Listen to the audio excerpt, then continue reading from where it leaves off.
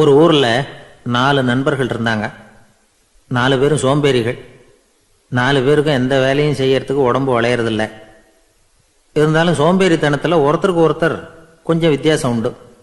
அதுக்கு தகுந்த மாதிரி அவங்களுக்கு பேர் அமைஞ்சு போச்சு.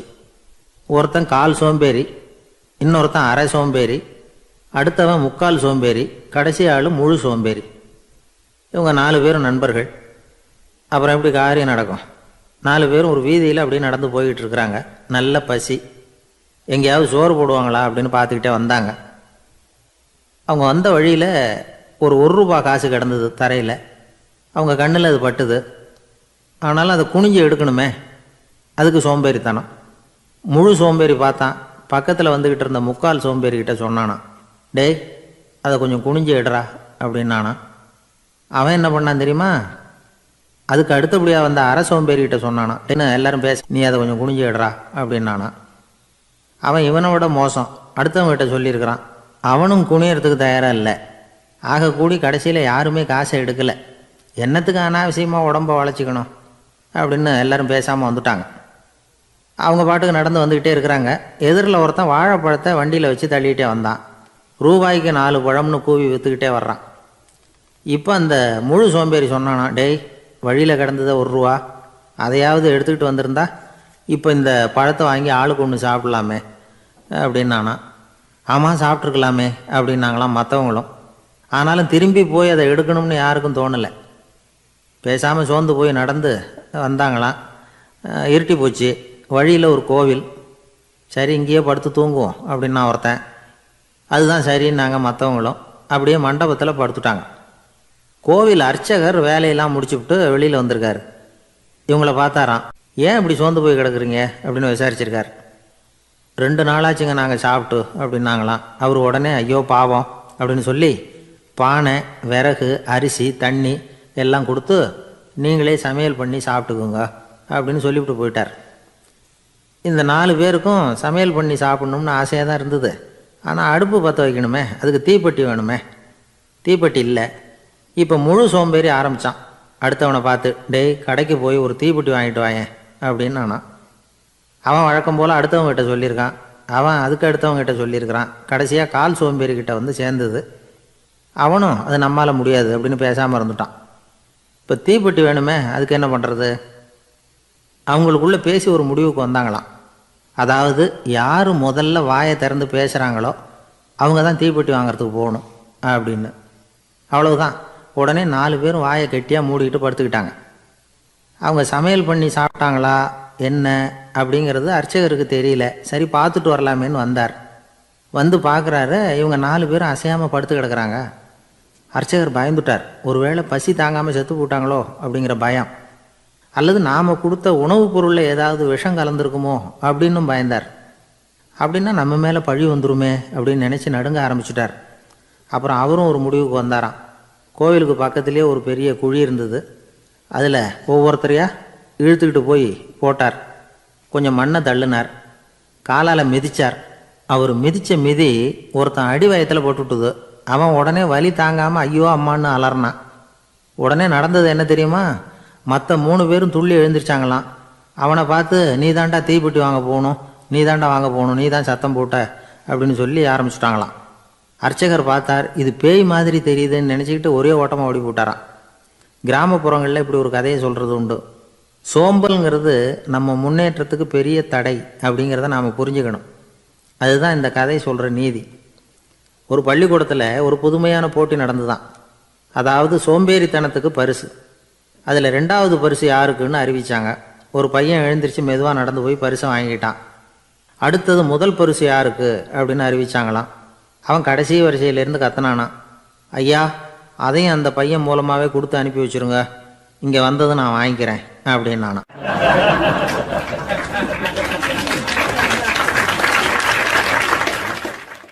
என்னுடைய நண்பர் ஒருத்தர், அவருக்கு ஜாதகத்தில் நம்பிக்கை உண்டு. அவரே ஜோசியம்லாம் பார்ப்பார். என்ன சார் இந்த காலத்தில் இதையெல்லாம் நம்பிக்கிட்டு இருக்கீங்களே அப்படின்னு கேட்டால், உங்களுக்கு ஒன்றும் தெரியாது சார், இந்த உலகத்தில் ஒவ்வொருத்தரும் அவங்கவங்க செய்கிற நல்லது கெட்டதுக்கு தகுந்த பலனை அனுபவிச்சே தீரணும் பார். அது மட்டும் இல்லை, ஒருத்தர் செத்துட்டா கூட அவன் செஞ்ச பாவ புண்ணியங்கள் கூடவே போய்கிட்டு இருக்கும் பார்.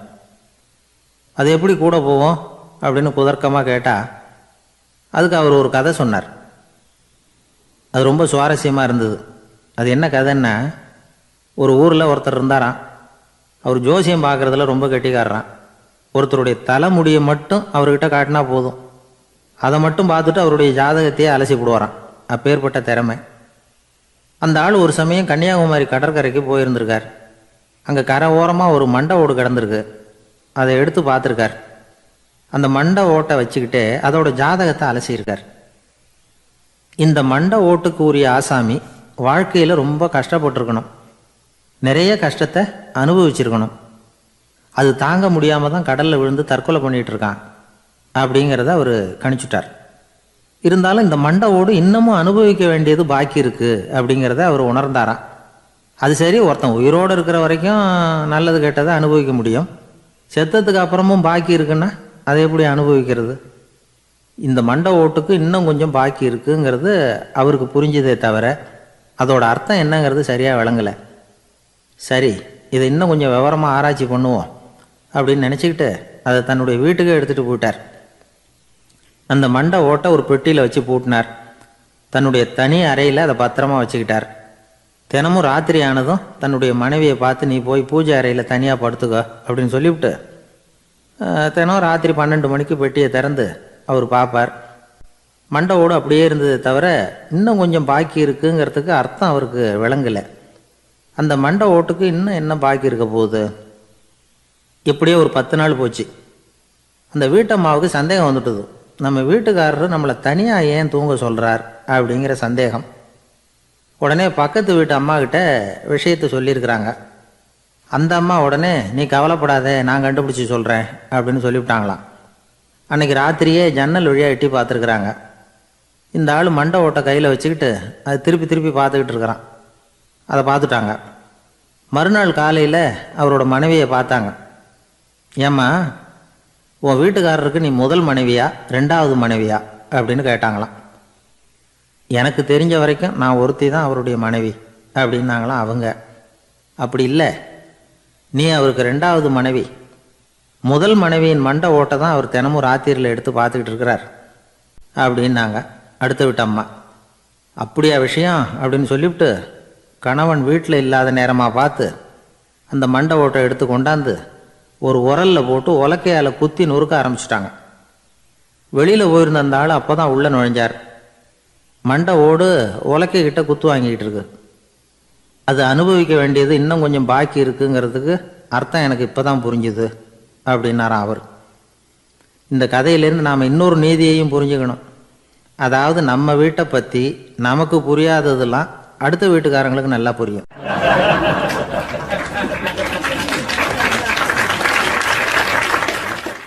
ஒரு ஊரில் ஒரு ஆள் இருந்தான். நிறைய பணம் சேர்த்தான். அவனுக்கு சம்பாதிக்க தெரியுமே தவிர செலவு பண்ண தெரியாது. மகா கஞ்சன். காசை கையில் எடுக்கவும் மாட்டான். எடுத்தால் செலவு செய்ய வேண்டியிருக்குமே, அதனால் இப்படியே அவன் காலத்தை ஓட்டி விட்டான். வயசாகிட்டுது. அவனுடைய மனைவி ஒரு நாள் கேட்டாங்க, இவ்வளவு நாளாக நீங்கள் என்னை எங்கேயுமே அழைச்சிட்டு போனதில்லை, இப்போவாவது அழைச்சிட்டு போகக்கூடாதா அப்படின்னாங்க. எங்கே போகணும் சொல்லுன்னா. காசிக்கு போகணும், கங்கையில் குளிக்கணுன்னாங்க. இவன் பார்த்தான், இதுக்கு ஏன் அவ்வளோ தூரம் செலவு பண்ணிட்டு போகணும், நம்ம ஊர் ஆற்றுலையே குளிக்கலாமே, இதுவும் புண்ணிய நதி தான், இங்கே குளித்தா அங்கே குளித்த பலன் கிடச்சிரும் அப்படின்னா. சரின்னு 2 பேரும் ஆத்தங்கரைக்கு போனாங்க. அன்றைக்கி ஏதோ விசேஷம், நிறைய கூட்டம், நிறைய பேர் குளிச்சிக்கிட்டு இருக்கிறாங்க. கரையில் சில புரோகிதர்கள் நின்றுக்கிட்டு இருக்கிறாங்க. குளிக்கிறதுக்கு முந்தி அவங்கக்கிட்ட உட்காந்தா ஏதோ மந்திரம்லாம் சொல்லுவாங்க, கொஞ்சம் காசு கொடுக்க வேண்டியிருக்கும். அதனால் இவன் என்ன பண்ணான், ஆத்தங்கரையிலேயே கொஞ்சம் தூரம் போனான். ஊரை விட்டு தள்ளி வந்துட்டான். அங்கே யாருமே இல்லை. அப்பாடான்னு சந்தோஷப்பட்டான். குளிக்கலாம்னு புறப்பட்டான்.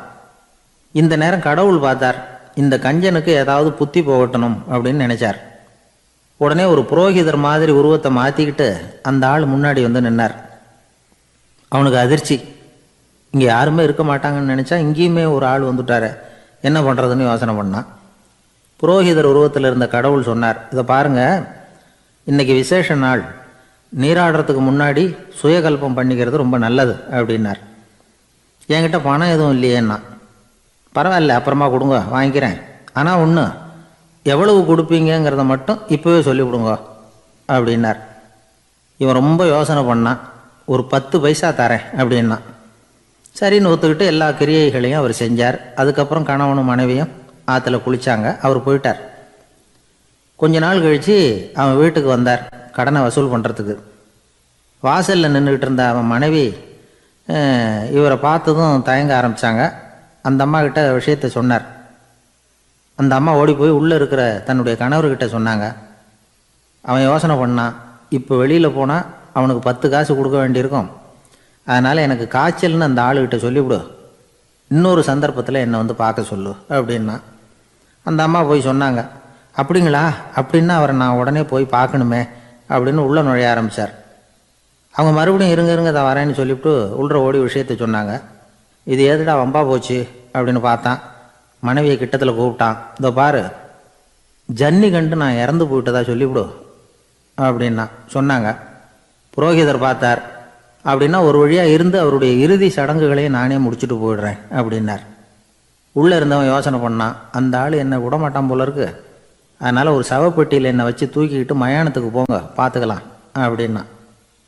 புரோகிதரும் விடுற மாதிரி இல்லை, கூடவே நடந்து போய்கிட்டு இருக்கிறார். அங்கே இறக்கி சடங்குகளை முடிச்சுட்டு தீ வைக்கிற நேரம் பொட்டிக்குள்ளே இருந்த நம்ம ஆள் அலறி அடிச்சுட்டு வெளியில் ஓடி வந்தான். புரோகிதர் உருவத்தில் இருந்த கடவுள் சிரித்தார். தன்னுடைய சுய உருவத்தை காட்டினார். அதுக்கப்புறம் அவனை கூப்பிட்டு, இதை பாருப்பா, ஏன் இப்படி அல்லாடுற, ஏதாவது வர வேணும்னா கேள்தரேன் அப்படின்னார். அவன் யோசனை பண்ணான். பகவானே, ஒரே ஒரு வரம் தான் உங்ககிட்ட கேட்கணும்னா. என்ன வேணும் கேளுன்னார். அந்த 10 பைசா தட்சணையை தள்ளுபடி பண்ணால் போதும் அப்படின்னா. கடவுளும் சரின்னு சொல்லிட்டு போயிட்டார். இப்படி ஒரு கதையை சுவாமி சிவானந்தர் சொல்லியிருக்கிறார். செல்வந்தர்கள் பல பேர் இப்படித்தான் இருக்கிறாங்க. தாங்களும் அனுபவிக்க மாட்டாங்க, அடுத்தவங்களுக்கும் கொடுக்க மாட்டாங்க.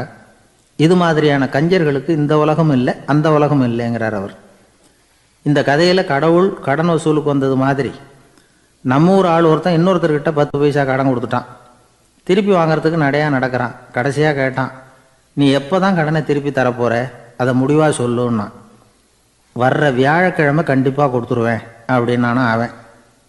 அன்னைக்கு நான் ஊரில் இருக்க மாட்டேனே அப்படின்னானா இவன். அதனால் என்ன, நானும் தான் அன்னைக்கு ஊரில் இருக்க மாட்டேன் அப்படின்னானா.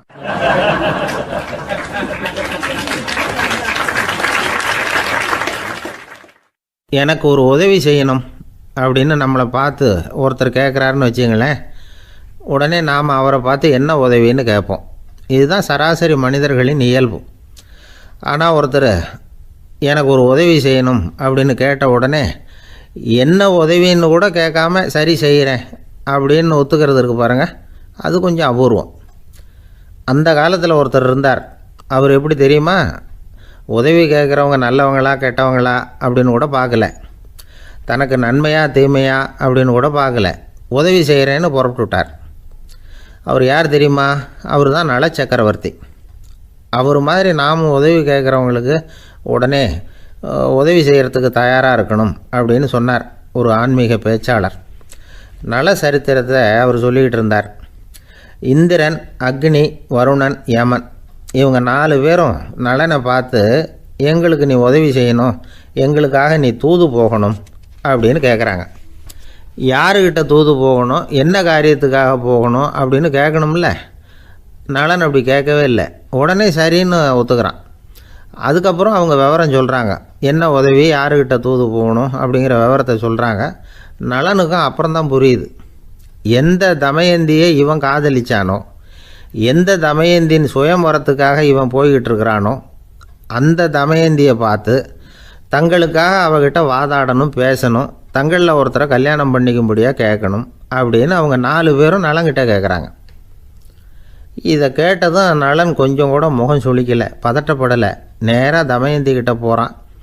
இந்திரன், அக்னி, வருணன், யமன் இவங்களோட சிறப்புகளை எடுத்து சொல்கிறான்.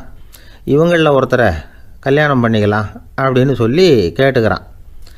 ஆனால் இதுக்கு தமயந்தி சம்மதிக்கலை. சுயம்வரம் நடக்குது, அவள் நலனை தேர்ந்தெடுக்கிறாள். அந்த 4 பேரும் நலனுக்கு நிறைய வரங்கள்லாம் கொடுக்குறாங்க. அதுக்கப்புறம் இப்படி போகுது கதை. இதில் நாம் கவனிக்க வேண்டியது என்னென்னா, உதவின்னு கேட்ட உடனே என்ன உதவின்னு கேட்காம சரி செய்கிறேன்னு சொன்னான் பாருங்கள், அதை கொஞ்சம் சிந்திக்கணும். செய்கிறேன்னு ஒத்துக்கிட்டதுக்கு அப்புறம் அது என்ன உதவின்னு தெரிஞ்சும் முகம் சுளிக்காமல் அதை செஞ்சான் பாருங்கள், அதையும் கொஞ்சம் சிந்திக்கணும். நம்மளும் ஒருத்தன் ஒரு நண்பனை தேடி போனால் எனக்கு ஒரு உதவின்னா சரி சொல்லுன்னா, இப்போ உங்ககிட்ட 2 கார் இருந்தால் என்ன பண்ணுவேன்னா உடனே அதில் ஒன்று உங்ககிட்ட கொடுத்துருவேன்னா, அவன் உங்ககிட்ட 2 பங்களா இருந்தால் என்ன பண்ணுவேன்னா அதில் ஒன்று உங்ககிட்ட கொடுத்துருவேன்னா, உங்ககிட்ட 2 பேனா இருந்தால் என்ன பண்ணுவேன்னா அதில் ஒரு பேனாவை உங்ககிட்ட கொடுக்க மாட்டேன்னா அவன். ஏன்டா அப்படி சொல்கிறேன்னா, ஏன்னா இப்போ நிஜமாகவே என்கிட்ட 2 பேனா இருக்குது, அதனால் அப்படி சொல்கிறேன் அப்படின்னு நானான் அவன்.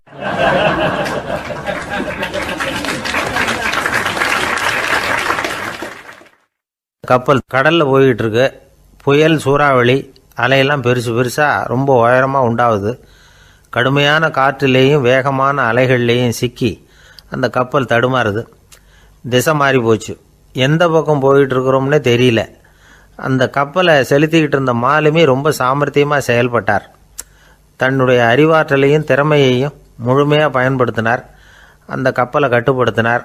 மெதுவாக அந்த சூறாவளியிலிருந்து கப்பலை காப்பாற்றி கரைக்கு கொண்டுட்டு வந்து சேர்த்துட்டார்.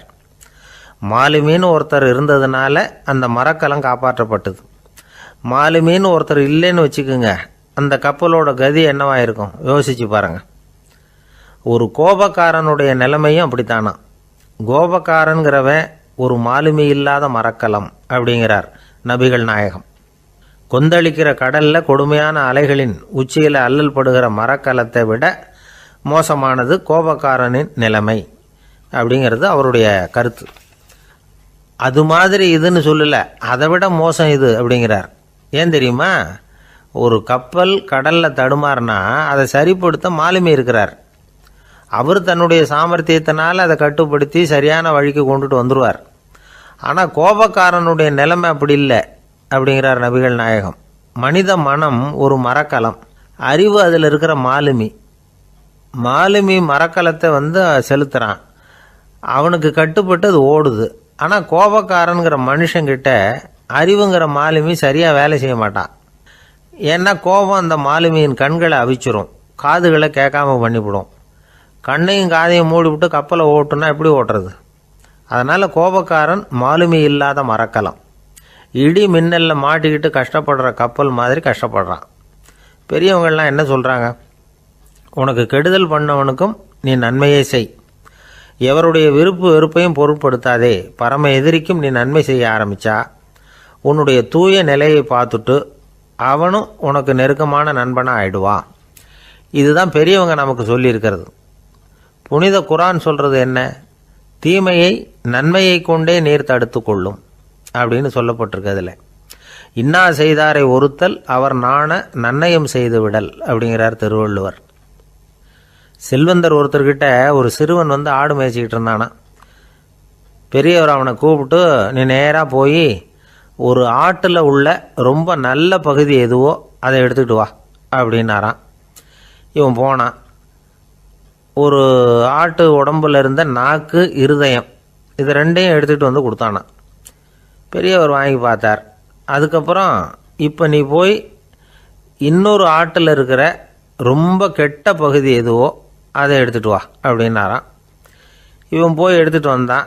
அவன் கையில் இருந்தது மறுபடியும் அதே மாதிரி நாக்கு, இருதயம், இது ரெண்டும் தான். என்னது இப்பவும் அதையே கொண்டுட்டு வந்திருக்கிற அப்படின்னாரான் பெரியவர். இவன் சொன்னானா, ஒரு உடம்புல உள்ள ரொம்ப நல்ல பொருளும் இதுதான், ரொம்ப கெட்ட பொருளும் இதுதான் அப்படின்னானா. இளம் வயசில் இப்படி பதில் சொன்னவர் தான் பேரறிஞர் லுக்மானுல் ஹக்கீம் அவர்கள். கோபப்படாமல் இருந்தால் இது ரெண்டும் நல்லா வேலை செய்யும், கோபப்பட்டால் இது ரெண்டும் மோசமாக வேலை செய்யும். அதை புரிஞ்சுக்கிறதுக்காகத்தான் இன்றைக்கி இந்த தகவல். கோபம் வந்துட்டால் நாம் என்ன செய்கிறோங்கிறது நமக்கே தெரியாது. ஒருத்தர் டாக்டர்கிட்ட போனார் அவசரமாக. டாக்டர், எனக்கு இப்போ கடுமையான கோப வெறி, எனக்கு கண்ணு மண்ணு ஒன்றும் புரியல, உடனடியாக அதை கட்டுப்படுத்தணும், உடனே இதுக்கு ஏதாவது ஒரு மாத்திரை கொடுங்க ப்ளீஸ் அப்படின்னார். அந்த டாக்டரும் உடனே ஒரு மாத்திரையை கொடுத்து, இதை உடனே போடுங்க, நான் தண்ணி கொண்டுகிட்டு வரேன்னு உள்ளே போனார். தண்ணியோடு திரும்பி வந்தார். இவர் சொன்னார், டாக்டர், நீங்கள் கொடுத்த மாத்திரை ரொம்ப பெருசாக இருந்தது, இருந்தாலும் கஷ்டப்பட்டு முழுங்கிட்டேன்னார். டாக்டர் சந்தேகத்தோடு மேசையை பார்க்குறார். பார்த்தா மாத்திரை அங்கேயே இருக்குது, பேப்பர் வெயிட்டை காணலை.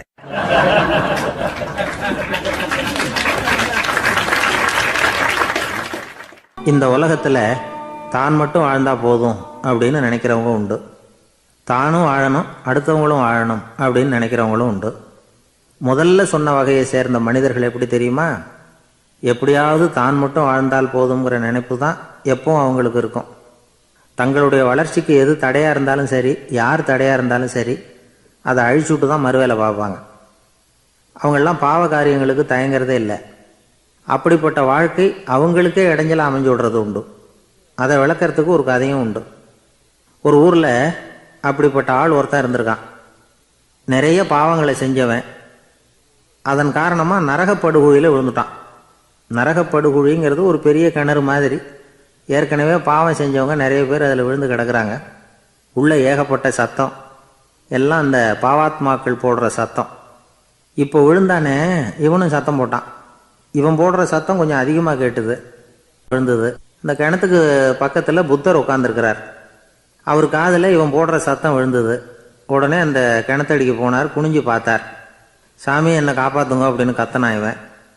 புத்தர் அவனை கொஞ்சம் கவனித்து பார்த்தார். மனித சமுதாயத்துக்கு அவன் என்னென்ன கெடுதல் பண்ணியிருக்கிறாங்கிற விவரமெல்லாம் அவர் மனக்கண்ணில் தெரிஞ்சது. அவருக்கு எல்லாம் புரிஞ்சு போச்சு. இருந்தாலும் அவனை காப்பாற்றுறதுக்கு ஏதாவது வழி உண்டா அப்படின்னு யோசித்தார். அவன் தன்னுடைய வாழ்நாளில் ஏதாவது நல்லது செஞ்சிருக்கானா அப்படின்னு பார்த்தார்.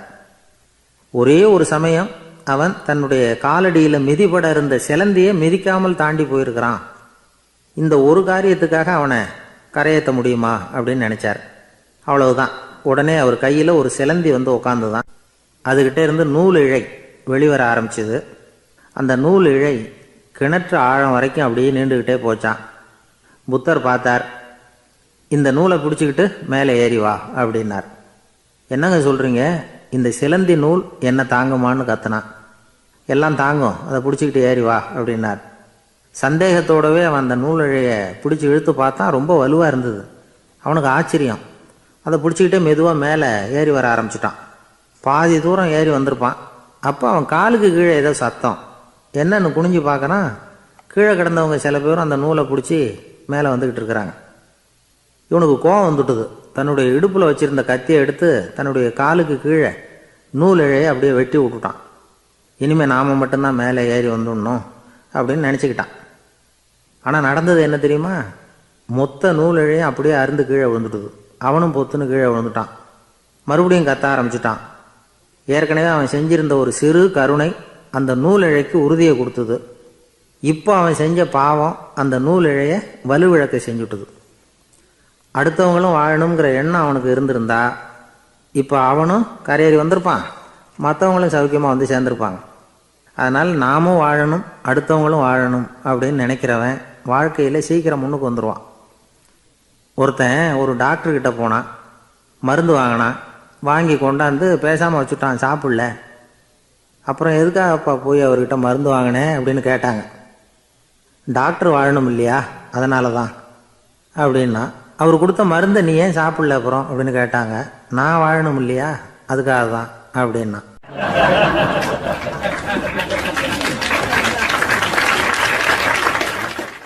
ஒரு ஊரில் ஒரு ராஜா இருந்தார். அவர் ஒரு நாள் காலையில் அரண்மனையில் மேல் மாடத்தில் வந்து நின்றுக்கிட்டு இருந்தார். அப்போ ஒரு ஆள் வீதியில் ரொம்ப வேகமாக ஓடிக்கிட்டு இருக்கான். அதை ராஜா கவனித்தார். அவன் மனசில் ஏதோ ஒரு தவிப்பு இருக்குங்கிறத புரிஞ்சுக்கிட்டார். உடனே அரண்மனை சேவகர்களை கூப்பிட்டார்.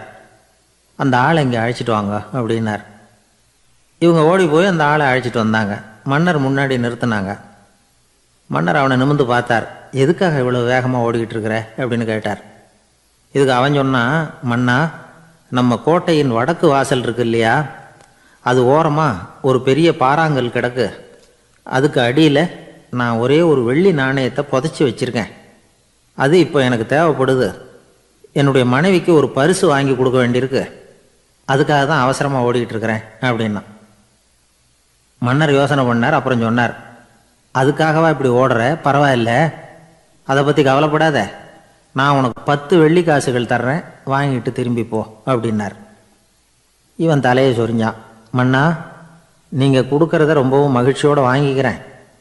இருந்தாலும் அதுக்கப்புறம் அந்த வடக்கு வாசலுக்கு போய் அங்கே இருக்கிற ஒரு நாணயத்தையும் எடுத்துக்கிட்டு போயிடுறேனே அப்படின்னு நானும்.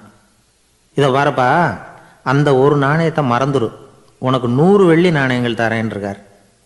மன்னா ரொம்ப மகிழ்ச்சி, உங்கள் மாதிரி தாராள குணம் வேற யாருக்கும் வராது. நீங்கள் கொடுக்குற 100 நாணயங்களையும் வாங்கிக்கிறேன். இருந்தாலும் வடக்கு வாசலுக்கு போய் அதையும் எடுத்துக்கிட்டா 101 ஆகிடுமே அப்படின்னு நானா. இதை பாருப்பா, அந்த ஒரு நாணயத்தை மறந்துடு, அது எக்கேடாவது கெட்டு போகட்டும். நான் உனக்கு 100 பொற்காசுகள் தரேன், அதையாவது வாங்கிட்டு வந்த வழியிலேயே திரும்பி போடுன்னாரான். தங்க நாணயங்களே தரேன்னு சொல்கிறீங்க, தாராளமாக வாங்கிக்கிறேன். இருந்தாலும் வடக்கு வாசலுக்கு போய் அப்படின்னு மறுபடியும் ஆரம்பித்தான். அரசர் பொறுமை இழந்துட்டார். கடைசியாக ஒரு முடிவுக்கு வந்துட்டார். இதை பாருப்பா, உனக்கு என்னுடைய ராஜ்யத்திலேயே பாதியை கொடுத்துட்றேன், அப்படியாவது திருப்தியாக திரும்பிப்போ அப்படின்னாராம். மன்னா, உங்களுடைய பெருந்தன்மைக்கு ஈடு இணையே கிடையாது. தேசத்திலேயே பாதி பிரித்து கொடுக்குறேன்னு சொல்கிறீங்க, அதனால் உங்ககிட்ட ஒரு சின்ன வேண்டுகோள் அப்படின்னானா. சொல்லுன்னாராம் மன்னர் ஆர்வமாக. இவன் மெதுவாக ஆரம்பித்தான். அப்படி இந்த ராஜ்யத்தை 2ஆக பிரிக்கிறப்போ அந்த வடக்கு வாசல் இருக்கிற பக்கத்தை என்கிட்டயே கொடுத்துருங்கோ அப்படின்னானா. மன்னர் அசந்து போயிட்டார். இந்த கதை எதுக்காகன்னு கேட்டால், மனம்ங்கிறது ஒரு குரங்குங்கிறத புரிஞ்சுக்கிறதுக்காகத்தான். உன்னை பிடிச்சிக்கிட்டா லேசில் விடாது. அப்படிப்பட்ட மனசை அறிவு தான் வழி நடத்தணும்.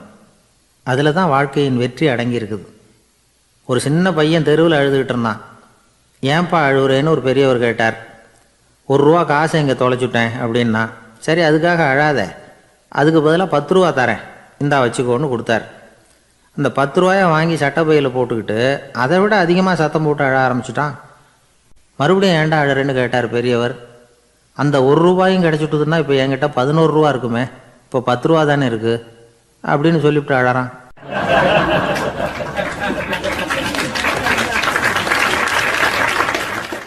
ஒரு ஊரில் ஒரு ஆள் இருந்தான். அவன் ஒரு நாள் கோயிலுக்கு போனான். கடவுள்கிட்ட வேண்டிக்கிட்டான், எனக்கு ஒரு 1,00,000 ரூபா நீ கொடுத்தா நான் உன் சன்னதியில் ஒரு தேங்காய் உடைக்கிறேன் அப்படின்னு வேண்டிக்கிட்டான். கடவுள் பார்த்தார். உடனே அவன் கண் முன்னாடி தோன்றினார்.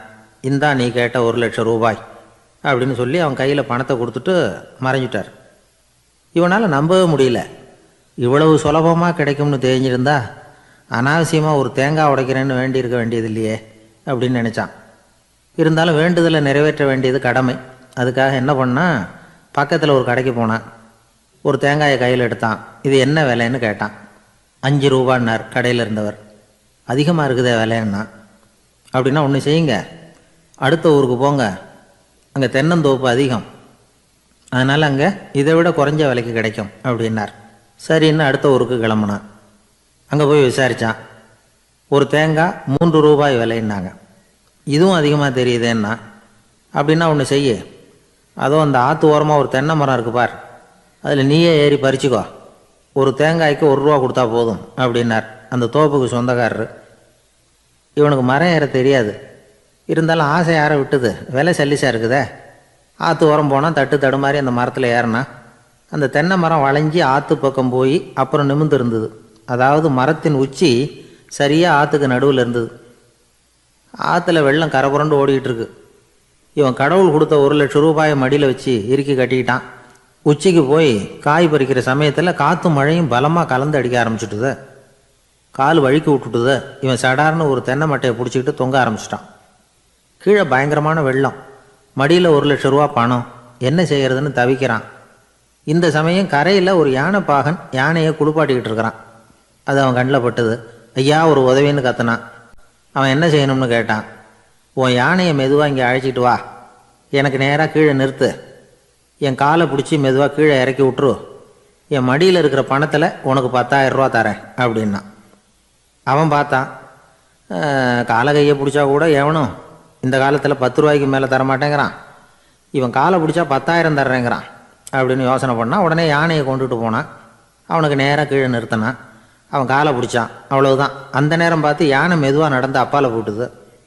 இப்போ யானை பாகன் அவன் காலை கெட்டியாக பிடிச்சிக்கிட்டு தொங்குறான். பரிதாபமாக மேலே பார்க்குறான். அவன் மட்டையை பிடிச்சிக்கிட்டு தொங்குறான். இப்போ யானை பாகன் சொல்கிறான், தம்பி மட்டையை விட்டுறாத, கெட்டியாக பிடிச்சிக்கோ, நான் உனக்கு 10,000 ரூபா தரேன், இதோ மடியில் தான் வச்சுருக்கேன்னா.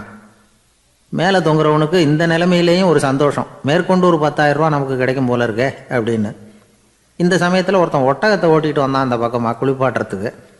யானை பாகம் பார்த்துட்டான். ஐயா ஒட்டகக்காரரே, அதை இங்கே கொண்டுட்டு வா, எங்கள் காலை பிடிச்சி பத்திரமா இறக்கி விடு, நாங்கள் பணம் கொடுக்குறோம்னா. அவனும் பணத்துக்கு ஆசைப்பட்டு வந்தான். அவன் காலை பிடிக்கிற சமயம் ஒட்டகமும் நழுவி போட்டுது. இப்போ 3 பேருமே வரிசையாக தொங்குறாங்க. ஒட்டகக்காரன் கத்துறான், தம்பி மட்டையை விட்டுறாத, கெட்டியாக பிடிச்சிக்கோ, நான் என் மடியில் இருக்கிற 5000 உனக்கு தந்துடுறேன்னா. மேலே தொங்குறவனுக்கு இன்னமும் சந்தோஷம். இவனும் பணம் தர்றேங்கிறான். அப்படின்னா இன்றைக்கி நமக்கு மொத்த பண வரவு எவ்வளவு அப்படின்னு ஒவ்வொன்றா கூட்டி பார்க்க ஆரம்பித்தான். மனக்கணக்கு சரியாக வரல. அதனால் அப்படியே விரலை விட்டு எண்ண ஆரம்பித்தான். அவ்வளவுதான், மட்டையை விட்டுட்டு கை நழுவி வந்துட்டுது. 3 பேரும் பொத்துன்னு ஆற்றுல விழுந்தாங்க. படாத பாடுபட்டு தட்டு தடுமாறி கரைக்கு வந்து சேர்ந்தாங்க. 3 பேர் மடியில் இருந்த பணமும் ஆற்றோட போட்டுது. பேராசை பெருநஷ்டம் அப்படின்னு ஒரு பழமொழி இருக்குல்ல, அதை விளக்கறதுக்காக சொல்லப்பட்ட கதை இது. இந்த காலத்தில் ஒருத்தர் ஒரு நீச்சல் குளத்தில் நீச்சல் அடிச்சுக்கிட்டு இருக்கிறார். காவலுக்கு இருந்தவர் அதை கவனிச்சுட்டார். கரையிலேருந்து சத்தம் போட்டாராம், இதோ பாருங்க, இங்கே ராத்திரி 8 மணிக்கு மேலே நீச்சல் அடிக்கிறது சட்டப்படி குற்றம், அதுக்கு அனுமதி கிடையாது, தெரியாதா உங்களுக்கு அப்படின்னாராம். இதுக்கு அவர், ஐயையோ, நான் நீச்சல் அடிக்க வந்தவன் இல்லைங்க, சும்மா சுற்றி பார்க்க வந்தவன், தடுமாறி குளத்தில் விழுந்துட்டேன், நீச்சல் தெரியாது, அதனால் தத்தளிச்சுக்கிட்டு இருக்கிறேன் அப்படின்னு கத்துனாராம். கரையில் இருந்தவர் பார்த்தார். ஓ அப்படின்னா சரி, அதுக்கு ஒன்றும் தடை இல்லை அப்படின்னு சொல்லிவிட்டு அவர் பாட்டுக்கு நடந்து போயிட்டாராம்.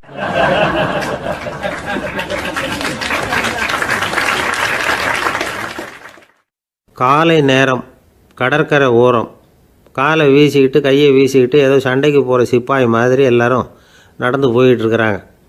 நடைப்பயிற்சி. அதில் நமக்கு தெரிஞ்ச ஒருத்தர் எதிரில் வந்தார் ரொம்ப வேகமாக. என்ன சார் வாக்கிங்க அப்படின்னு கேட்டோம். அவரால் ஆமாம்னு பதில் சொல்ல முடியல, அவ்வளவு கஷ்டம். மூச்சு விடுறதுக்கே வாயை திறந்து மூடிகிட்டு இருக்கிறார். எங்கே பேசுறது? கொஞ்சம் நின்று நிதானித்து மூச்சு விட்டுட்டு அதுக்கப்புறம் சொன்னார் ஆமாம் அப்படின்னு. என்ன சார் இவ்வளவு வேகம்னோ? உங்கள் பேச்சை கேட்டுவிட்டு தான் சார் நடக்க ஆரம்பித்தோம். நீங்கள் தான் அடிக்கடி சொல்லிகிட்டு இருந்தீங்க நடக்கிறது நல்லதுன்னு. அன்னையிலேருந்து ஆரம்பிச்சுட்டேன், ஆனால் ரொம்ப கஷ்டமாக இருக்குது சார். இப்போ பாருங்கள், உங்கள்கிட்ட சுலபமாக பேசக்கூட முடியல, மூச்சு வாங்குது, உடம்பு கூட வலிக்கிறது மாதிரி இருக்குது அப்படின்னு அவர் பாட்டுக்கு பேச ஆரம்பிச்சிட்டார். உங்களை யார் சார் இவ்வளவு வேகமாக நடக்க சொன்னது? வேகத்தை குறைங்க, மெதுவாக நடங்க அப்படின்னோம். நீங்கள் நடக்கிறதுனால என்னென்ன சௌகரியம்னு அன்னைக்கு சொன்னீங்களே தவிர சௌகரியமாக நடக்கிறது எப்படின்னு சொல்லலையே அப்படின்னார் அவர். இன்னமும் லேசாக மூச்சு வாங்கிக்கிட்டே சொன்னால் கூட இவர் சொல்கிறதுலேயும் ஒரு நியாயம் இருக்குது. அதனால் இந்த நடைப்பயிற்சி பண்ணுறவங்க கவனிக்க வேண்டிய சில முக்கியமான குறிப்புகள் இருக்குது. அது என்னென்னங்கிறத அவங்க தெரிஞ்சுக்கணும். அது தெரிஞ்சு வச்சுக்கிறது நல்லது. இதெல்லாம் மருத்துவ நிபுணர்கள் சொல்கிற குறிப்புகள். அவங்க என்ன சொல்கிறாங்க தெரியுமா? உங்கள் வயசு 40க்கு மேலேயா? உங்கள் எடை இருக்க வேண்டியதை விட 10 கிலோ அதிகமாக இருக்குதா? நீங்கள் புகை பிடிக்கிறவரா? இதய நோய், இரத்த நாள நோய், உயர் இரத்த அழுத்தம் இப்படி ஏதாவது உங்களுக்கு உண்டா? அப்படின்னா நீங்கள் உங்கள் இஷ்டத்துக்கு வரிஞ்சு கட்டிக்கிட்டு நடைப்பயிற்சி பண்ண ஆரம்பிச்சிடாதீங்க. முதல்ல ஒரு மருத்துவ பரிசோதனை பண்ணிக்கோங்க, அதுதான் நல்லது அப்படின்னு அவங்க சொல்கிறாங்க. நடக்கிறப்போ, உடற்பயிற்சி செய்கிறப்போ மார்பு பகுதியில் அல்லது வேறு எங்கேயாவது தொடர்ந்து வலி இருந்ததுன்னா பயிற்சியை நிறுத்திவிட்டு டாக்டரை போய் பார்க்கணும். நடைப்பயிற்சி பண்ணுறப்போ உங்கள் சக்திக்கு தகுந்த மாதிரி மெதுவாக அதிக கஷ்டம் இல்லாமல் முன்னேறலாம். அங்கே என்ன போட்டியாக வைக்கிறாங்க? முந்திக்கிட்டு போய் என்ன பண்ண போகிறோம்? பரிசாக வாங்க போகிறோம். அதனால் நிதானம் அவசியம் அப்படிங்கிறது அவங்க ஆலோசனை. தொந்தரவு கொடுக்காத ஷூ, ட்ரெஸ்ஸு இதுகளை உபயோகப்படுத்துங்க. பாதத்தில் ஆடு தசை இருக்குல்ல, அங்கே ஏதாவது பிரச்சனை இருந்ததுன்னா டாக்டரை பாருங்கள். இந்த பாதத்தில் வலி வரும் அந்த இடத்துல. வெயில் காலமாக இருந்தால் தலைக்கு தொப்பி வச்சுக்கோங்க. பனியில் நடந்தாலும் அப்படி தான், தலையை பத்திரமா பார்த்துக்குங்க. நம்மக்கிட்ட ஏதோ கொஞ்சம் உருப்படியாக தெரியறது அது தானே. உடற்பயிற்சிக்கு முன்னாடி பின்னாடி பயிற்சி செய்கிறப்போ நிறைய தண்ணி குடிக்கலாமா. முதல் 1 மாதத்துக்கு கொஞ்சம் தளர்த்தியாக சாவகாசமாக நடக்கலாம். மணிக்கு 3 அல்லது 4 கிலோமீட்டர் வேகம்னு வச்சுங்களேன். அதுக்கப்புறம் வேகத்தை அதிகப்படுத்தலாம். மணிக்கு 6 அல்லது 8 கிலோமீட்டர் அளவுக்கு நடக்கலாம்.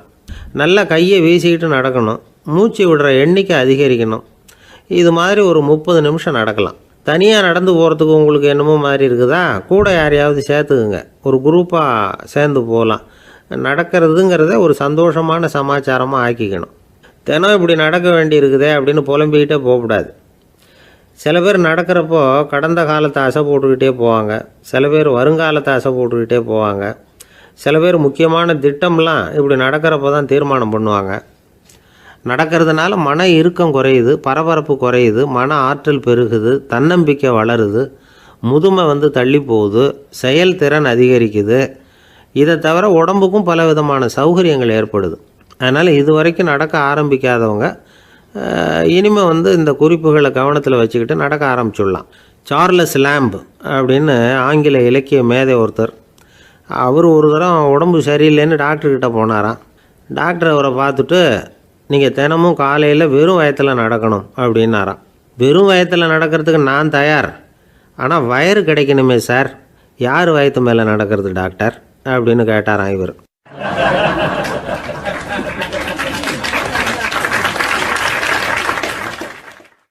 ரொம்ப பேருக்கு கூட்டத்தில் பேசுகிறதுன்னா பயம்.